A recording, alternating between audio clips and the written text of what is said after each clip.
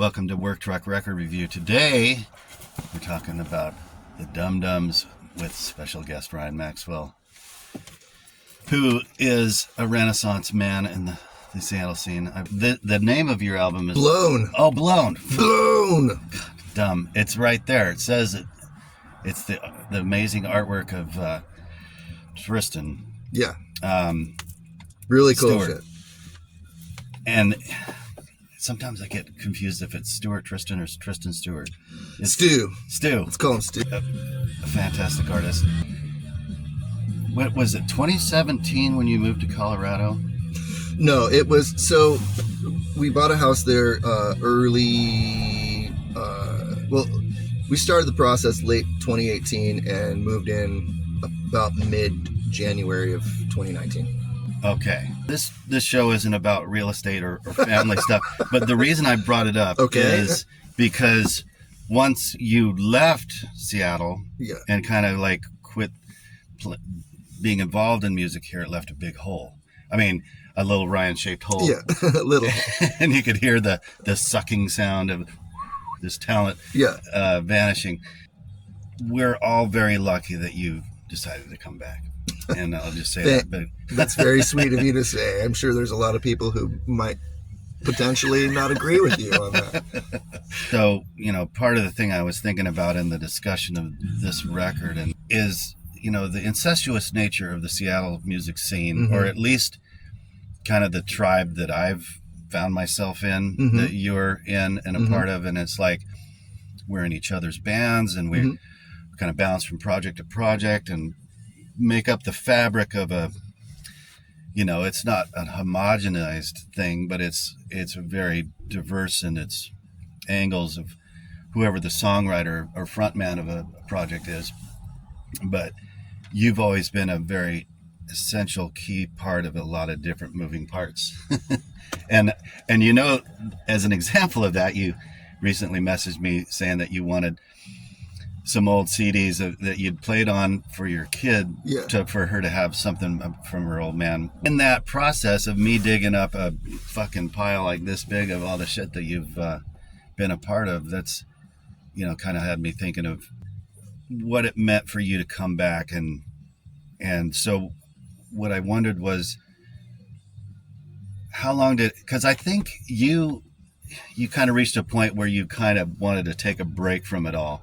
So you weren't, when you made this move to Colorado, you were kind of like, it's all in the rear view. I don't know what your mentality was. So I had already, I'm not going to get too much into details or whatever, but I had taken, to borrow from a Riff Brooker song, I had a couple of L's. I'd taken a couple of L's, and it was kind of a hit, emotionally.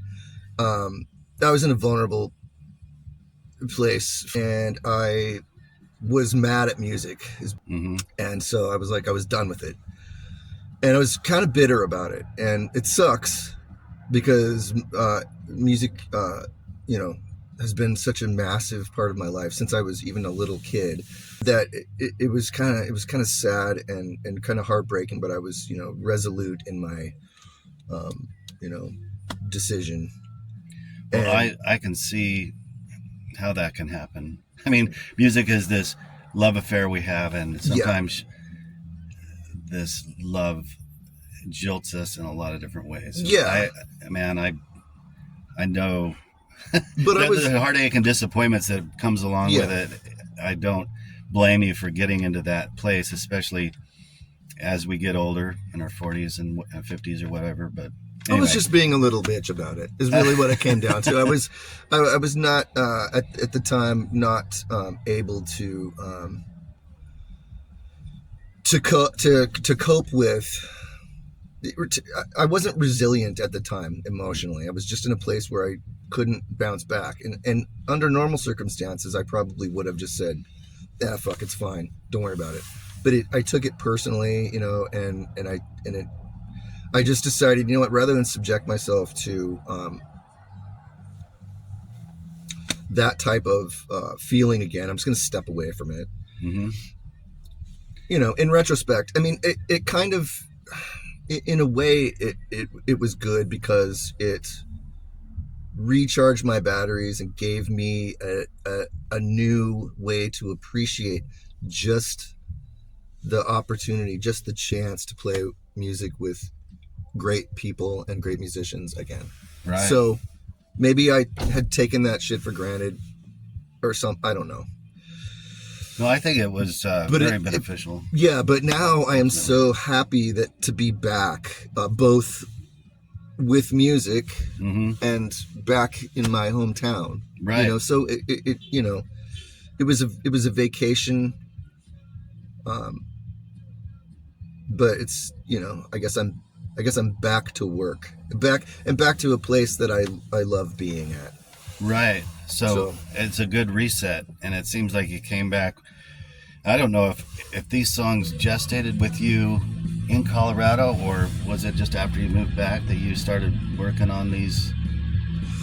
Well, I had so the song on this record that was sort of the first Trying to find the right volume. Inkling of it. That's fine. Background. It's got to be loud, man. The first inkling of what would become the Dum Dums was the Get Wise. That was the first sort of like, this is the kind of band I want to be. This is a great song about his daughter. It's like my favorite lines in it. It's, you're only 9 years old. Do what you're told. Your Barbies can be sold. Yeah. It's such a great dad-on-child aggressive song, like of a warning. It's very tongue-in-cheek. I hope that comes across. I hope it doesn't come across as me being this iron fist asshole dad, because I'm not. But sometimes they push. They push so hard.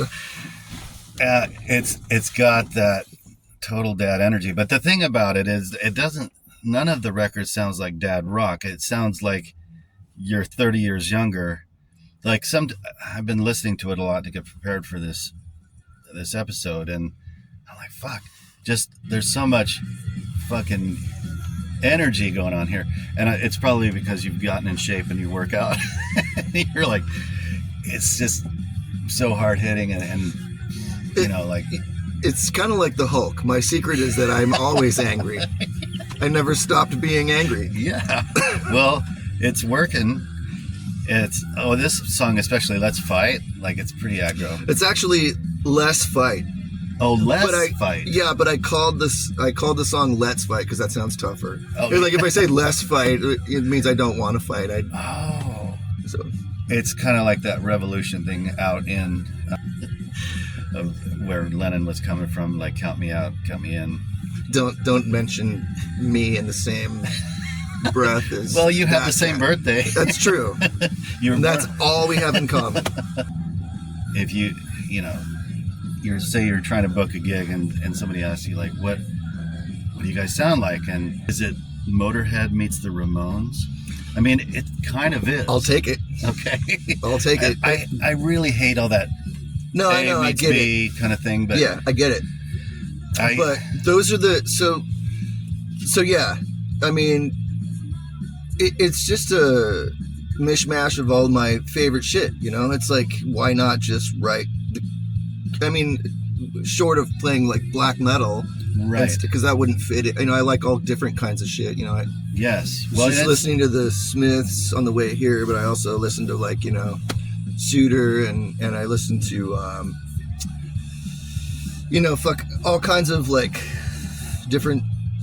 Which reminds me, I want to circle back to this point. Okay. The Wes's metal background. Nwabum. Yeah, because I knew that would come up. There's so much more to Wes's tastes than just metal, but somehow he really focused on that. And but anyway, yeah. So I listen to all different kinds of shit, but in the context of what I wanted to do with this band, which is, it's our rally cry, loud, fast, dumb. I just wanted to have simple songs that were really, exciting and aggressive, and fun, and not too deep. And not so overthought, that's and so that's where the dumb comes from. And I think Wes brought this up before in the other interview, but Mudhoney talks about, I think it's in Hype, they talk about being dumb but not stupid. Yeah. I think that's the idea here, is to be dumb but not stupid. The lyrics and the song structures are not lightweight from my perspective, because if it was really dumb, I would say something polite to you to like bow out of like covering this record. If it was truly stupid. I didn't solicit to cover. I didn't ask. No, it was my idea. For yeah. Sure. So the pop song, the pop writing sensibility is still in place. Yes, and that's kind of always been at the core of my whatever musical ability I have. It's a melodic sense. Right. You can't escape that. Yeah, that's in arrangements, your DNA. Good, good chord changes, like slightly off. Well, and that's very apparent, like Joan of Jet and Dilemma of Faith. Yeah. Those two are like, and even Sound and Sea. Yeah. Are like radio ready pop songs. You definitely have that honed skill. And whatever meaning is there, like that objective of making something that sounds cool rhyme, those ideas that you have, those thoughts you have about the world and whatever songwriting themes there are, those just kind of seep out into that process. Right. It may not be deliberate, but you might look back and go, oh fuck. And then songs like this are just heavy-handed, like, can't we all just get along? Yeah. This is Gutter. Wait, no. I'm just getting used to placing my brain with the titles, but this is Word Wars. Oh, this isn't a cover, is it? No. It? Okay. Somebody at the show the other night. Yeah. Bob Arthur, a friend of mine, that he said, I love that Ramones cover they did, and I was like, did you guys do a Ramones? Yeah, so we did Havana Affair that night. Oh. There's a couple of Ramones we do Havana Affair, and we do A Swallow My Pride. Right. Well, and that first album is, even though the stuff on that, or the tempos on that first album aren't as fast as they would become later, it's still like there isn't a shitty song on that record. Is that 76, the year the first one come out? I'll have to look. I want to say 76, but I don't know for sure. Maybe 77. I don't know. I'm not the art historian that you and Kurt Block. Well, I'm okay to be a little humiliated and embarrassed of my lack of Ramones knowledge. Just assuming that they were so omnipresent as you come of age, as a musician through the 80s and 90s, and they're just like the touchstone of punk rock, and you go through that phase where you just hear them so often, you get to a point where I don't need to hear them anymore, or at least I don't need to hear Blitzkrieg Bop for the 100th time. That's the problem, isn't it? Yeah, that's the problem, isn't it? It's but they're fucking great, or they're like CCR. Like I love CCR. I don't know if I need to hear Proud Mary one more time. Yeah, not again. But but so the thing is, I'm not. I mean, the Ramones are not, the only band I dig. But the idea, again, going back to this loud, fast, dumb thing, was just the idea was I wanted to be in the spirit of that. Yeah. And sometimes we literally take the three chords and da-na-na-na-na-na, right, and knock that off. But that was sort of in the beginning. I think things have kind of, once I went on this writing tear, early 23. I wrote this is after you've moved back. Yeah. You've gotten into the groove. And was it after you got reestablished in Seattle, you got the music bug again, or had it been eating at you? It was in the back of my mind. I was like, once shit settles down, once we get established here and we get settled down again, I'm going to reach out and see if I can get some some friends or I looked in the paper to see if there were any, I had a drummer lined up and he flaked on me, and then I was like, well, shit, and went through a couple of different. When you say paper, old man, are you talking about Craigslist? Oh yeah, Craigslist, yeah. It's like, is there a copy of The Rocket laying around? Yeah. The Stranger? Yeah, no. I saw you. Well, so I'm sorry to interrupt. No, it's fine. I forget what the fuck I was talking about. You were looking for a drummer because, you had I was just looking for people to play with. Yeah. And I just assumed that, I just didn't assume that anybody... They could just walk right in and waltz back in and say, okay, you'll play guitar and you'll play... I just kind of started, hey, man, I was thinking about doing this thing. Tipping your toe. And initially it was just going to be not a joke band or a novelty band, but borderline novelty joke band. Just like I was hoping that I could open for friends' bands and be that... stick out like a sore thumb band playing a 20-minute punk set in front of like the Brokers or whomever else would have me. Sure. Well, that was the idea. Sense. But then, so I went on the songwriting tear in early 23, and some of the songs I was like, well, this is actually not just a loud, fast, dumb song for the sake of it. This is not bad. Right. And so, I wrote like I said, 16, 18 songs, and about 4 or 5 of them were good. Speaking of songwriting and coming back and plugging back in, so obviously you did end up with the majority of the Young Sportsmen in the Dums, which is awesome. Happy accident. Yeah, it's great.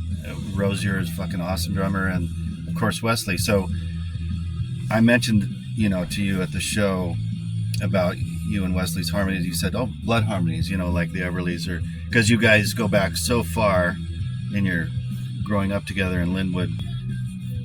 What I've noticed on, let's see, what song is it? God damn it.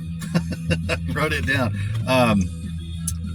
We Are Not Alone. I think is the one I was thinking of. I was thinking this song could be a Mopsy song, and there's other Mopsy songs that could be Dum Dum songs. What I'm trying to say is you guys share this songwriting thing going so far back that some of the songs could be interchangeable between the bands. Yeah, it was bound to, we're bound to rub off on each other. Yeah, I think even Wesley said in my interview with him that you were a big influence on his songwriting, and I think you were that way with Greg Collinsworth and Small Change and Milwaukee, and you were integral to a lot of the song structures in the Small Change, I believe. I wasn't in the room other than playing keyboards to some things, but that I was involved certainly in the if not writing process of a bunch of those songs, the arrangement process as well. I like to do that. It's fulfilling, and I like to think about these these parts, part A, part B, part C, whatever, chorus, middle, but as puzzle pieces that, like some sort of problem that can be solved or something. I don't know. Yes, and it just occurred to me, came into my memory hole, when you were a guitar player in the Riff Rookers. This is after Hatchet at Heart had already been recorded on the album, that you came up with the outro part of Back into Your Loving Arms. This backup vocal that goes to the outro. Oh yeah. Remember that? Back into Your Loving Arms. You came up with it at practice one day, and it was like, it stuck like glue. It was like, then from that point on, and we don't play that song hardly ever anymore, but for the rest of the time that we played that song, it became a part. It was just cool. Yeah, I think I remember me and was that Dustin back then? It was that. He and I would sang that together. Yeah, right. Or maybe it was me and Heather. I forget. I don't know. So I barely remember anything anymore. I need to know who. I don't think I've ever met Jackson Long. Jackson worked with me at the 10 Club? Or? Yeah, for a few years, and we just hit it off immediately. And he plays or played and does play drums in a band called Boat. And he also had a studio that actually just recently got kind of shut down because the city of Seattle bought the building they were leasing in. A studio called Hear Me Shimmer. He works. He does audio engineering at KEXP. He did the pre-production for If You Want It, the Young Sportsman record. Yeah. Okay. And so I was like, I reached out to him and said, hey, I don't know, how interested would you be in doing a record with, me? It's not quite sportsman, not quite poppy stuff and I sent him a few demos and he was like, shit, yeah. So that was was he familiar with the board at Soundhouse? Like he could just walk in and know what was up there? He's tracked there before. Okay. I mean, he's a professional. He could, any board, especially when they have a second in there, any board he could figure out. And so you did have another engineer, I see, Matthew. Yeah. Matthew. Yeah, and I think, and it was like, the typical function of a second, any assistant second engineer. I don't know. He was a cool dude. That session was like a day and a half or 2 days or whatever. Wow. So I didn't chat with that kid very much, but he was a cool dude. Is Jackson like our age or is he younger? No, guy? he's younger. He's a fucking millennial. No, he's just kidding. No, he's maybe in his 40s now. Well, that's good because I don't trust anybody under 40. I don't trust anybody under 55. Shit, I'm so close. Yeah, but I'm so close. I'm almost there. Horseshoes and hand grenades. Yeah. This reminds me of that Utopia song, Todd Rundgren, Feet Don't Fail Me Now. That's not the first.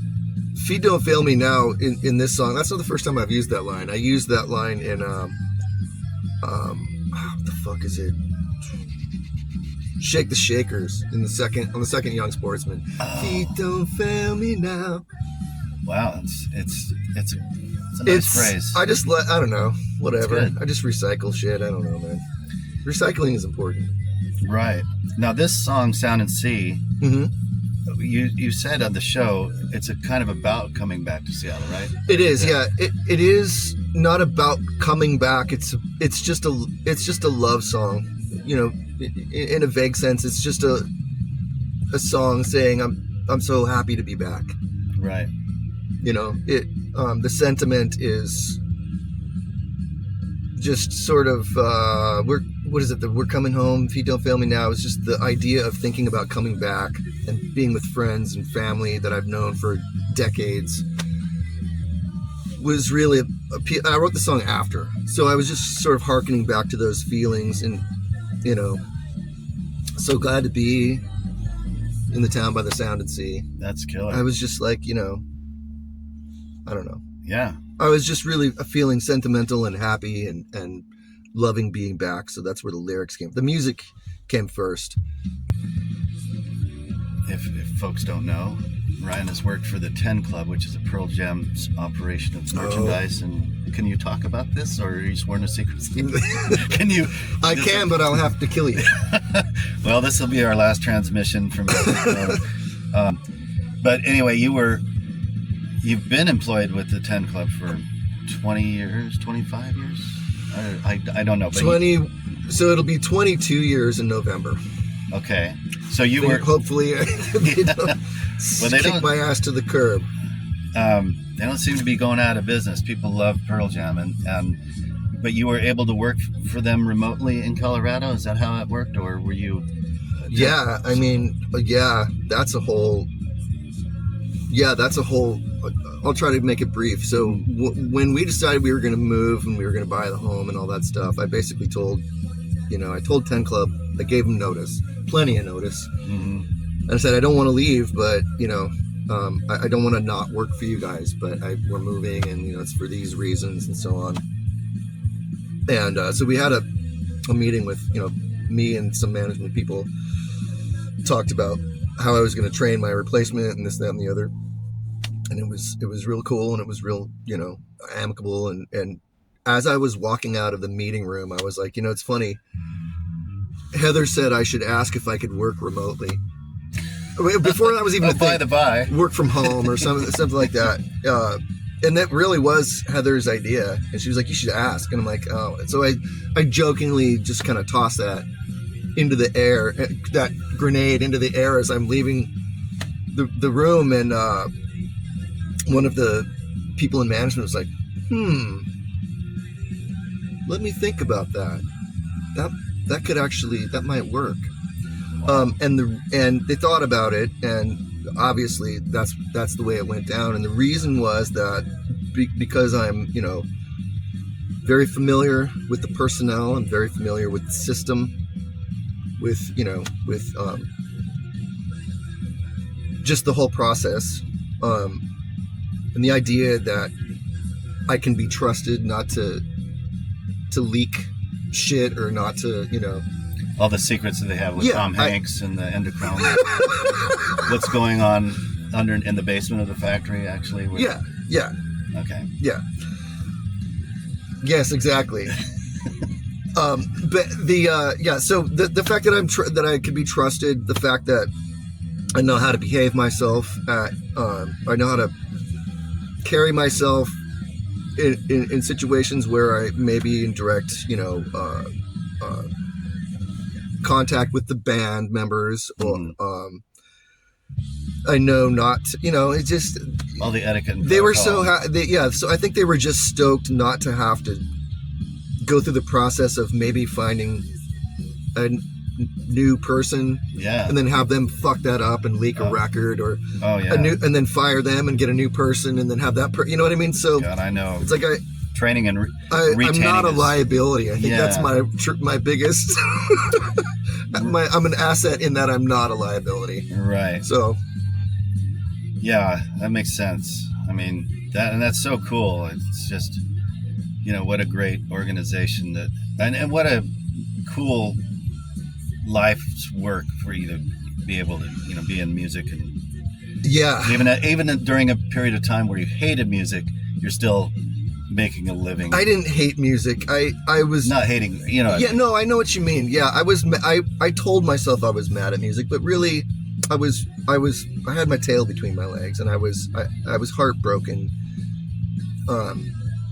More than anything else, that was me being overly sensitive. But yeah, at a time when I was going through that, it was great to stay connected to music. Mm-hmm. Somehow, I will never not be, Yeah. Never, it'll never happen. I'll never not.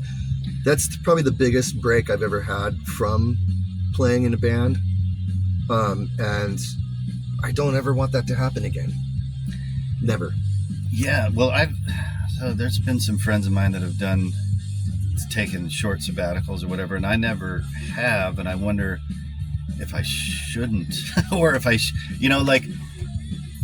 if you're not compelled to do so, don't. Yeah, no, I get it. And believe me, there's times I've hit those low valleys where I'm like, what the fuck is this about? And like, this is so frustrating, or I'm just not feeling like my ideas are coming across, or what the fuck is the point? And there's bound to be those really dark fucking moments, and of like, just because our brains are so wired, like we get such highs off the rewarding fucking adulation at peak moments, of good shows and fun times, and then it's like the lows are just as low. And you have to be able to like navigate those waves and depths and stuff. Some people just like get off the ride altogether, and I never can fault anybody for that. If their life makes more sense just on a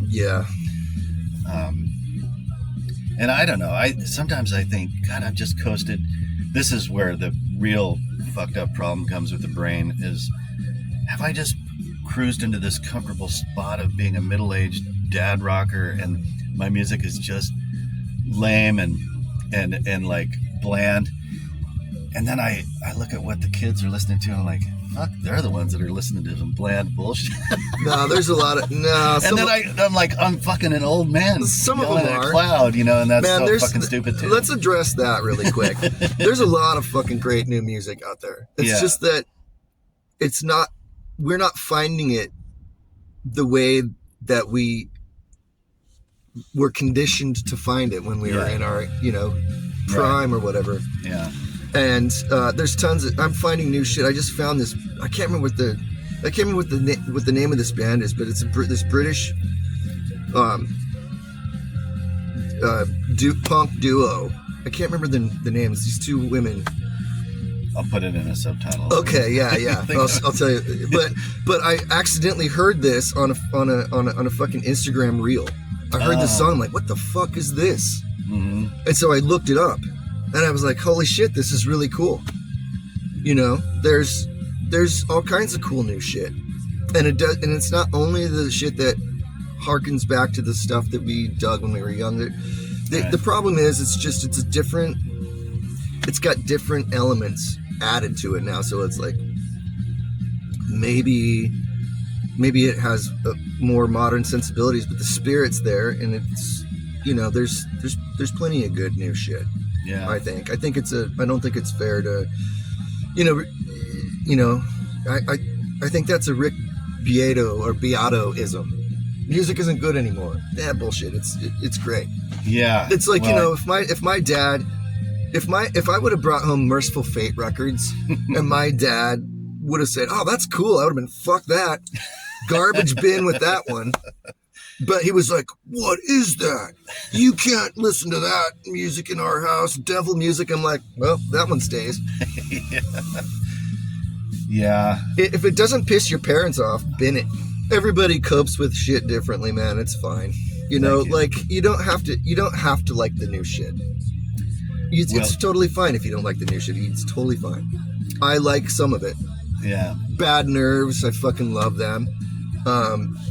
Radioactivity, Marked Men. Those aren't super new. Oh, I've heard of Marked Men. Yeah, they're fucking great. These bands are great.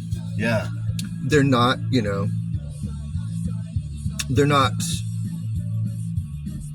old.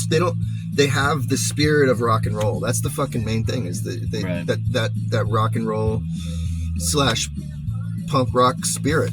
Right. Is it full of piss and vinegar? Then I'll have some, please. Yes. Well, there's plenty of piss and vinegar in this record. Wonderful segue. Yes, and folks can find this on your Bandcamp, right? They can find it on they can find it on our Bandcamp. They can find it on Apple Music, iTunes. They can find it on Spotify. Right, but you can order a physical CD if you like stuff from Bandcamp, right? Yeah, if you want a physical copy, you can get it from Bandcamp. I don't know the URL for that because I'm just a dumbass, but you can just, look it up. I'll put it. Dum Dums Bandcamp. Yeah, I'll look it up and put it on. Or, if you see me at a show and you're like, fuck, that CD is really cool or that record is really cool, just let me know. I'll just give you a copy. I'm not in this to make money. I don't give a fuck. But if you want to buy it, I'll take the money. Just fucking rail it up my schnoz. Just kidding. When is your next show? Or am I? Our next show. So we're playing with. The next one is the Scoffs at Slim's Last Chance, March 15. Cool. And that one's going to be a cool, weird one because the Scoffs are doing. Fuck, I forget. They're doing a cover set. And so is actually Fred Speakman's Fred Speakman project. I don't know what they're called yet. Oh, wow. We're still, I think the Scoffs are waiting to hear what the project's going to be called. so they can put it on the flyer. But that's also going to be a cover set. So we might throw a couple of, and the theme is Irish music. Stiff Little Fingers, maybe. Yes. Can you throw some? Yes, that is. It's Stiff Little Fingers. Yeah, it's exactly right. And then it's also Thin Lizzy. Oh, sweet. And I think that's Fred's deal. Is the Thin Lizzy. That would make sense. Yeah. So we're gonna, they said you don't have to do a cover set, but if you want to throw a couple of covers in there, I'm not gonna say which band. Right. You guys would kill Suspect Device. We're gonna or whatever. We're gonna throw a couple of maybe a couple of tunes in there from the Irish punk rock. Sweet. And the undertones are Irish too, aren't they? I'm not. That sounds familiar. Teenage Kicks. I could be totally wrong. I hope I'm not wrong. Spoiler alert. In the beginning of this conversation, you mentioned that we had been a part of the Seattle scene or something like that, but we sort of never really were part of that scene per se. Not deliberately or not, and I don't say this resentfully, but we were just never really in the fold. There's not any real one scene. No. There's a bunch of disparate scenes. Yep, and we were never in any of those. Right. And what I was referring to at the beginning was basically our little tribe. And I think I don't know even how to define that, because it's maybe it's a power pop sort of enclave around Kurt Bloch and company. There was a it's not the grunge kids. No. Whatever that means. And anyway, I'm not gonna. That's thanks to, from my point of view, that's thanks to Greg, because Greg Collinsworth. Hey, Greg. That's my homie. He's a really vibrant, outgoing, personable dude, and so he knows these people because he knows how to network and he just knows how to talk to people. He's good with people, and I feel like maybe I'm less so. I'm gonna talk about the West metal stuff. Okay. So, really quickly, I'll try to make this as quick as I possibly can. This is the West metal chapter. This is the West metal chapter. And as I like to say, I'm going to make a short story long. Awesome. But I'll try to make it I'm here for quick. it. So, Wes and I come from, we went to high school in Linwood. And in Linwood, at that time in the 80s, it was very, very fucking cliquey. I don't know what it was like elsewhere, but it was very cliquey. If anybody's watched Fast Times at Richmond High, the whole nation was cliquey in high school in the 80s. I mean, it was. There were the preppies, there were the new wavers, there were the punks, there were the Breakfast Club, butt rockers, there were the all that shit. And but one thing that sort of bonded people together was like music, right? So there, at the time there was this thing that happened. It was called crossover, and it was like metal and punk, right? Elements of metal, elements of punk.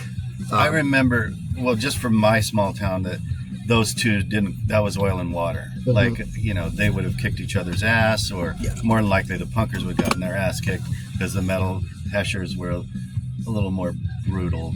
Yeah. As far as, just whatever. But I can see in a bigger city, with a bigger big city of Linwood. A bigger metropolitan area, that the crossover could happen. Yeah, well, the thing we united over sort of our love for extreme music, I think, is what it really, Motorhead, I think, was this. That's a perfect example of a crossover. They were like, they had elements of all that shit together, and the I don't give a fuck attitude, and the sort of hard rock / metal guitar sounds, double bass, and all that shit. And it was like we all kind of just figured, like, if it's loud and it's angry and it's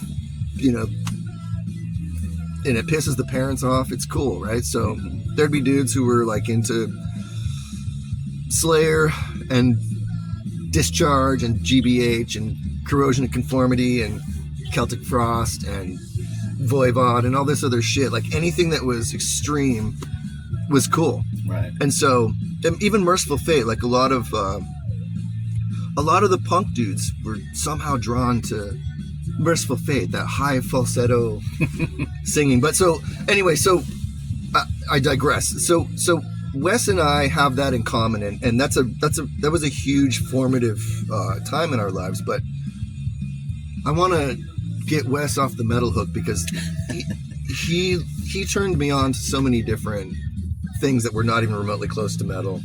Right. That he deserves to get some credit for, you know, shit, I don't know, Guided by Voices. I never would have heard Guided by Voices were it not for Wes buying this Fast Japanese Spin Cycle vinyl at the record store. Polvo, this Chapel Hill band, really strange, cool, arty guitar shit. For example, I'm not going to get into every single fucking band that he was ever into or whatever, but, you know, I think he turned me on to the Throwing Muses. That's right. Pixies, I think he had Trompe Le Monde, and which made me buy Valoria. I think that's the name of the record, or at least the record that has it. But so yeah, he turned me on to all kinds of sort of off the beaten path at the time, maybe not at all metal. Right. Very cool, very strange pop rock arrangements and stuff. So I think he even liked. I think he was a big fan of Rush and the Police. Yeah. And I know he's a big fan of those first 3 U2 records, which is not even remotely metal. We still talk about it all the time. We still love all that shit. Well, it probably sticks out in his memory as a big motivating force to get behind a guitar, right? I mean, to pick up a guitar in the first place, maybe. My hat's off to anybody that could shred in the 80s. Into that kind of thing. Yeah, I think we tend to, we tend to gravitate toward the things that, or at least playing wise, toward the things that we kind of tend to be good at. I think like in the late 80s, sort of when the grunge thing happened, musicianship was kind of frowned on, or virtuosity maybe. Oh yeah. Virtuosity was maybe frowned on.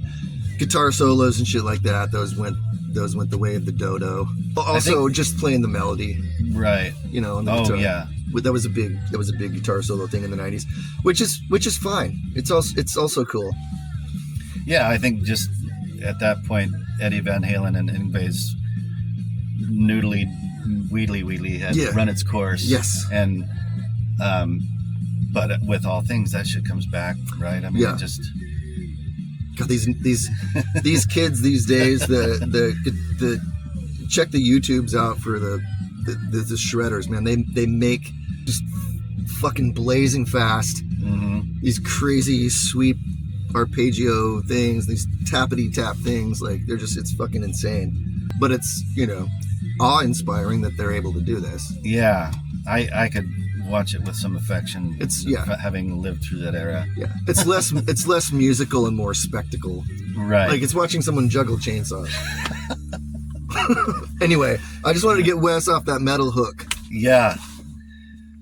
Well, Ryan, I thank you so much for joining me today and talking about our feelings. Yeah. We love each other. Between two ferns and some tools. It's good to have you back in Seattle and active in the scene again and rocking. And the show the other night was fucking fantastic. Thank you, sir. Blistering. I'm not good at anything else. Yeah. So. And I'm hardly good at this, so I'm clinging to it. Awesome. All right, buddy.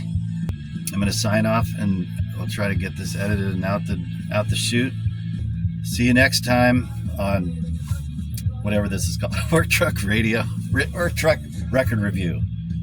All right, Ryan Maxwell. I'm going to put up the links for Blown. Oh, look at you got the same teeth as this guy. They're straighter now. I got braces. Oh, nice. Love you guys. Out.